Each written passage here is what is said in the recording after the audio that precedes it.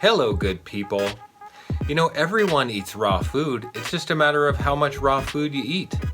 Welcome to Raw Vegan Rising. My name is Shane Sterling.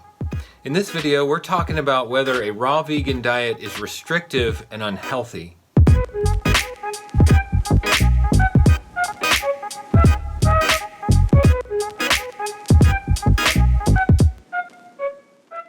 Recently, some big raw vegan YouTube influencers have gone back to eating meat, and the vegan YouTubers are up in arms that raw food is unhealthy, raw food is restrictive, raw food has caused these people to go back to meat. The vegans have already given up animal products. So what is the difference between a vegan diet and a raw vegan diet?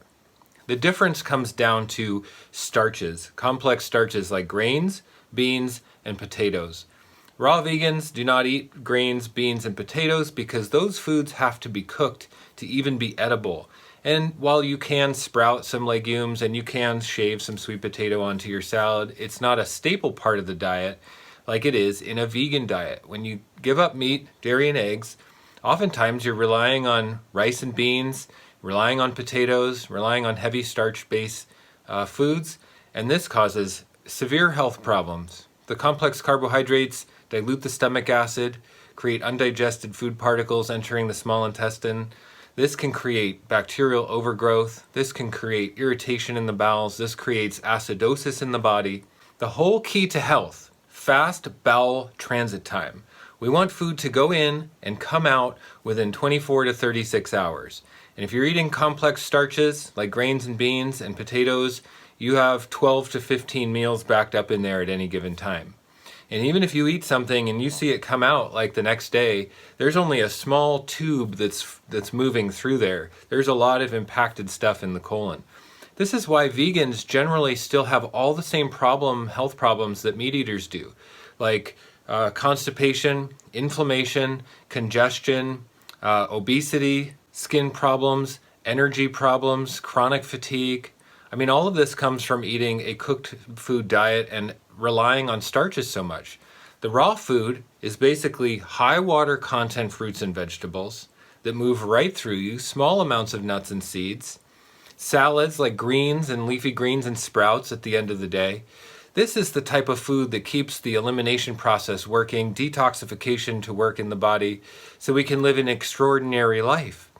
We don't want to listen to people who are mediocre, who have a mediocre stance on life. Oh, let's just live right down the middle. Let's not rock the boat. Let's not do anything that's out of the ordinary. Let's just be normal and go along with the status quo. Let's pretend there's no agendas on earth to influence people's decisions to buy products from big corporations. Let's pretend that we can eat whatever we want and it doesn't really matter.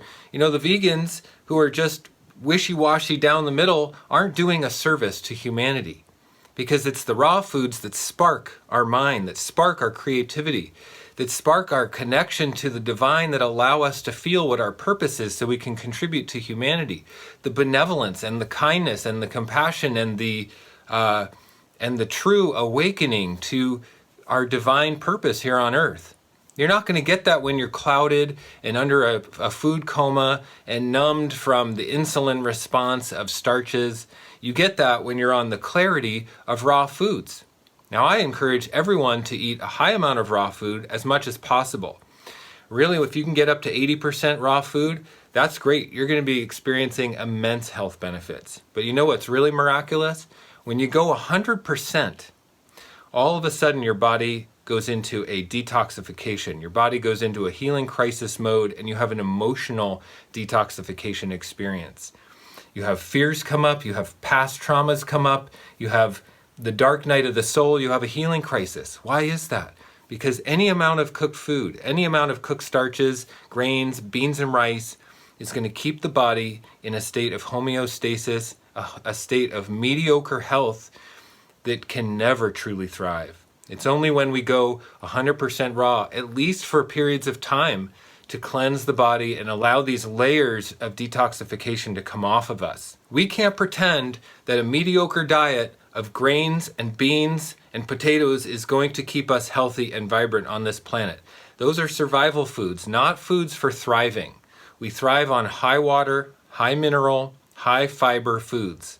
When we cook the fiber in the starches, we break them down, they are denatured. They no longer serve our gut bacteria. They no longer serve as the proper sweeping of the digestive system that we truly need. So this is a time in history where we're being asked to wake up, where we're being asked to step onto the highest path of our potential possible. And we can serve ourselves in non-violence through the raw foods. Yes, eating cooked food is an act of violence against the self. It keeps us in limitation. If we want to truly excel past our limitations and have immense abundance, wealth, creativity, love, finances in our life, we need to take responsibility for where we are holding ourselves back. And we are holding ourselves back by staying down the middle path, the easy path, the comfort zone, the normal path where we don't question anything and we don't step outside of the bounds of reality at all. We have to experiment with ourselves to experience freedom and vitality. We have to try out raw foods to see how we can do it for ourselves. We want to be smart about it. We want to make sure we get enough calories. We want to make sure we're working out. We want to make sure we're eating an abundance of nutrients that cover the entire spectrum of macronutrients and micronutrients. We want to make sure we're supplementing with B12 and vitamin D, things that are even deficient in animal-based diets. We want to make sure that we're educated and smart and thriving. This is how we're going to get out of the Luciferian matrix of control. This is how we're going to set our minds free and actually contribute to the spiritual growth of humanity. This is how we're going to help our fellow neighbor who is struggling and depressed and on pharmaceutical drugs. This is how we can be the example of the shining light of how to be healthy and how to achieve our dreams and how to be successful. We can do it. And raw food is one of the tools. Raw food isn't going to make us spiritual. Raw food isn't going to fix all the problems in our life, but it's going to be a start because it's a devotional practice. It's devotion to our highest potential. It's devotion to our divine source within us. It's devotional in its very essence. And that is something that's missing in our society today. In a society that is steeped in moral relativism, steeped in Luciferian ideologies, invisible ideologies of violence. We can step out of this. We can step out of our limitations. The raw food helps us get there. And I encourage you to be courageous. I encourage you to not listen to the fears and the mediocre talk. Don't listen to the naysayers who say, let's just stay in our comfort zone. Be courageous and step outside of the comfort zone and see what happens.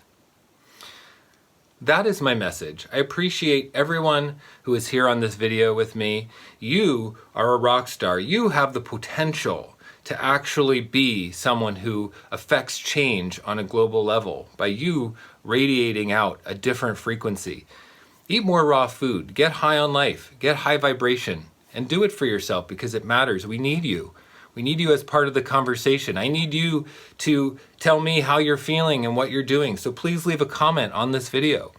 Please subscribe to my channel so we can all be in this together and talk about raw food and talk about the ascension of humanity. Talk about getting really on purpose as a species, So please subscribe to my channel so we can all do that together. Give this video a thumbs up. I'd appreciate it very much. And I will see you in the next one. Look, this is how you get really, really healthy. You just put down the starches, you put down the grains and the beans and the rice and the potatoes, just put it down. Focus on fruits. Focus on eating fruits when you're hungry. Focus on having a salad every single day at the end of the day. Put your nuts and seeds on your salad. Make a dressing in the blender with avocado or some hemp seed and blend that up. Blend that up and pour that on. Raw fats right on top of your salad. Have that every day. Have the majority of your food come from high water content fruits and vegetables like cucumbers and oranges and watermelon and even dates. If you're feeling hungry, turn to bananas and dates. You can pack in a lot of calories with bananas and dates to help you transition off of the starches. What I did when I was first starting out was I'd mix the fruits and the seeds and the nuts and put shredded coconut on the fruit. That worked for me because starches, we often combine starches with fats like bread and butter. That's what we're used to, but it doesn't serve our health. We actually need to get away from the combination of fats and starches together and just eat the water-rich carbohydrates with a little bit of fats at the end of the day on our salads. That creates the best health possible in the human organism. That's what I encourage you to do. That's what's going to make you feel your best, so you can contribute to humanity, so you can be part of the solution, so you can really be a vibrant, abundant soul that has health, wealth, success, love, everything you ever dreamed of. Let's not be mediocre, let's be great. Let's be great together. Thank you.